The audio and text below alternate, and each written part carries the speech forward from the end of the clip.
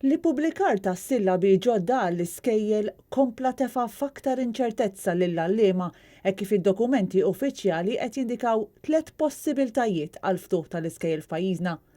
Wara li ftit tal-jimilu biss, il-Ministru tal-Edukazzjoni Owen Bonnici mar fil-Kamra tar-Rappreżentanti u qal li l-iskejjel se jiftħu l-bibien tagħhom b'mod regolari fit-28 ta' Settembru. Issa s-sillabi pubblikati mill-istess Ministeru qed jindikaw li hemm il-possibilità li l-iskejjel jiftħu fit-tieni term, jiġifieri f'Jannar, jew saħansitra aktar tard minn hekk, mingħajr indikazzjoni ta' meta. Iż-żewġ xenarji l-oħra huma li jiftħu b'mod regolari fit-30 ta' Settembru jew inkella li jiftħu fl-istess ġurnata iżda b'osservanza mal-miżuri ta' distanzi soċjali. Din tal-aħħar hija indikazzjoni li l-iskejjel jistgħu jiftħu b'tali mod li l-klassijiet ikollhom jinqasmu f'żewġ gruppi jew aktar u kull grupp jattendi fi ġranet differenti biex ma jkunux flimkien fil-klassi.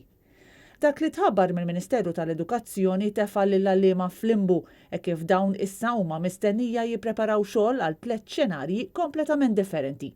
Dan għaliex il-Ministru Owen Bonnici ma kienx kapaċi jieħu deċiżjoni sabiex jistabbilizza s-sens ta' inċertezza li teżisti kemm fost l-għalliema imma wkoll fost il-ġenituri u l-istudenti. Ħafna kienu ilhom jistaqsu lil Owen Bonnici xi pjan hemm mas-sena skolastika li ġejja hekk kif il-pandemija issa ilha magħna 5 xhur. Madankollu jidher ċar li l-Ministru ma rnexxilux iħejji pjan sod biex issa tefa' lil dawk kollha involuti f'aktar inċertezza u għabba li l-għalliema b'ħafna xogħol li jew f'xenarju jew f'ieħor se jispiċċa ikun xogħol għal xejn.